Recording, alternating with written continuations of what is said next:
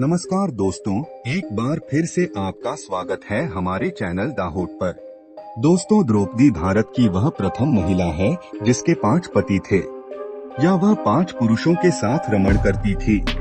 लेकिन सबसे बड़ा सवाल यह कि क्या आज के लोग यह समझते हैं कि द्रौपदी ने विवाह तो सिर्फ अर्जुन से ही किया था, तो क्या उसका रिश्ता सभी के साथ नहीं था? पांडवों को 12 वर्ष का वनवास और 1 वर्ष का अज्ञातवास मिला था। इस दौरान 5 पांडव एक कुम्हार के घर में रहा करते थे और भिक्षाटन के माध्यम से अपना जीवन यापन करते थे। ऐसे में भिक्षाटन के दौरान उन्हें द्रौपदी के स्वयंवर की सूचना मिली। एक यंत्र में बड़ी सी मछली घूम रही थी, उसकी आंख में तीर मारना था और वह भी तैलपात्र में उसकी परछाई देखकर यह भी कि एक नहीं पूरे 5 तीर मारने थे। अर्जुन ने यह प्रतियोगिता जीत ली। तब जरासंध, शल्य, शिशुपाल तथा दुर्योधन, दुशासन आदि कौरव भी उपस्थित थे। उस दौरान बहुत विवाद हुआ क्योंकि 5 पांडव ब्राह्मण वेश धारण कर पहुँचे थे। लेकिन श्री कृष्ण के दखल से आखिर द्रौपदी का विवाह हो गया। 5 पांडवों से उसका विवाह कैसे हुआ या 5 पांडवों की वह पत्नी कैसे बन गई, यह बहुत लंबा किस्सा है।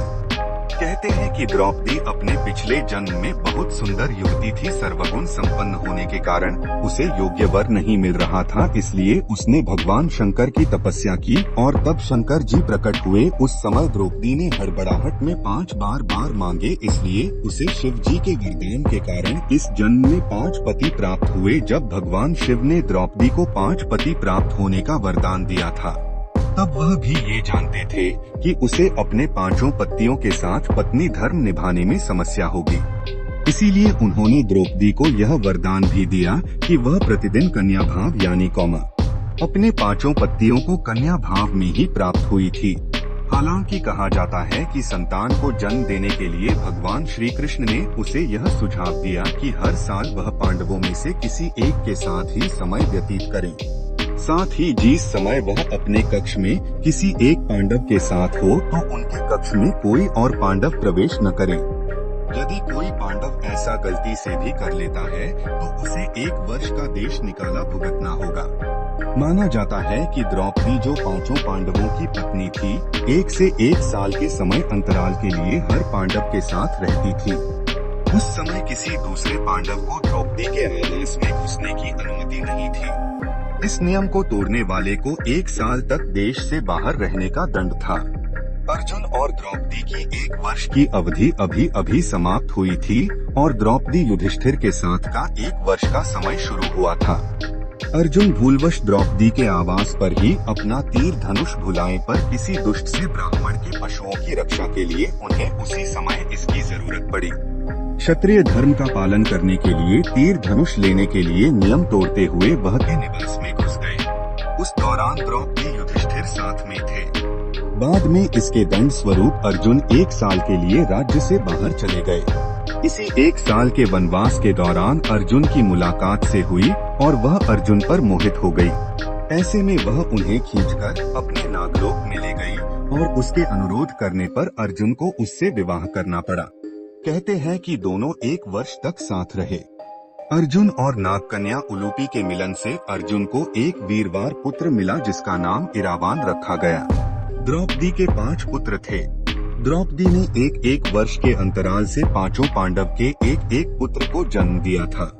लेकिन दुर्भाग्य की इन 5 पुत्रों को अश्वत्थामा ने मार दिया था और सत्यभामा संवाद एक दिन की बात है। पांडव और ब्राह्मण लोग आश्रम में बैठे थे। उसी समय द्रौपदी और सत्यभामा भी आपस में मिलकर एक जगह बैठी थी। दोनों ही आपस में बातें करने लगी। सत्यभामा ने द्रौपदी से पूछा, बहन, तुम्हारे पति पांडव जन तुमसे हमेशा प्रसन्न रहते हैं। मैं देखती हूँ कि वे लोग सदा तुम्हारे वंश में रहते हैं। तुम मुझे भी ऐसा कुछ बताओ कि मेरे श्याम सुंदर भी मेरे वश में रहे। बोली सत्यभामा, ये तुम मुझसे कैसी दुराचारिणी स्त्रियों के बारे में पूछ रही हो? जब पति को यह मालूम हो तो वह अपनी पत्नी के वश में नहीं हो सकता। तब सत्यभामा ने कहा, तो आप बताएं कि आप पांडवों के साथ कैसा आचरण करती हैं? उचित प्रश्न जानकर तब द्रौपदी बोली, सुनो, मैं अहंकार और काम क्रोध को छोड़कर बड़ी ही सावधानी से सब पांडवों की स्त्रियों सहित सेवा करती हूँ। मैं ईर्ष्या से दूर रहती हूँ, मन को काबू में रखकर कटु भाषण से दूर रहती हूँ, किसी के भी समक्ष सभ्यता से खड़ी नहीं होती, बुरी बातें नहीं करती हूँ और बुरी जगह पर नहीं बैठती। पति के अभिप्राय को पूर्ण संकेत समझकर अनुसरण करती हूँ। देवता मनुष्य सजात जाया, रोगवान कैसा ही पुरुष हो, मेरा मन पांडवों के सिवाय कहीं नहीं जाता। उनके स्नान किए बिना मैं स्नान नहीं करती, उनके बैठे बिना स्वयं नहीं बैठती।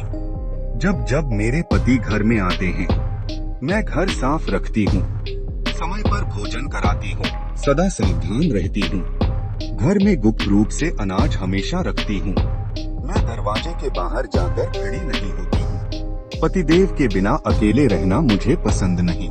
साथ ही सास ने मुझे जो धर्म बताए हैं, मैं सभी का पालन करती हूँ। सदा धर्म की शरण में रहती हूँ। अगर आपको यह वीडियो अच्छी लगी हो तो इस वीडियो को लाइक और चैनल को सब्सक्राइब जरूर करें। धन्यवाद।